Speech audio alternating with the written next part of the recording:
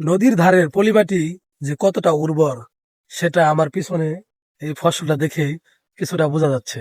দেখেন, একজন কৃষক হয়তো তার নিজস্ব জায়গা জমি নাই, সে এই নদীর ধারে আইসা একটু জায়গা কষ্ট করে পরিশ্রম করে, ঠিক আছে, সরিষা শাক বুনছে।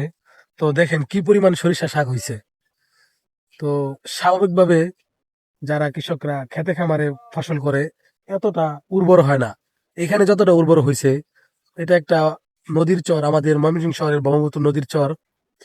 তো এখানে আসছিলাম আজকে একটু ঘুরতে। তো আইসা দেখি এক কৃষক ভাই, তো সে ফসল ফলানোর জন্য এখানে জায়গাটা নির্বাচন করেছে। আপনারা একটু দেখেন খেয়াল করে কি পরিমাণ এই ফসল উর্বর হয়েছে। প্রচুর সরিষা শাক হয়েছে। সে যদি এই শাক বিক্রি করে, বিক্রিও করতে পারে, তারপরে বিক্রি করে কিছুটা যদি শাক পাতলা করে দেয়, বড় হয়ে সরিষা হবে অনেক মনে হয়।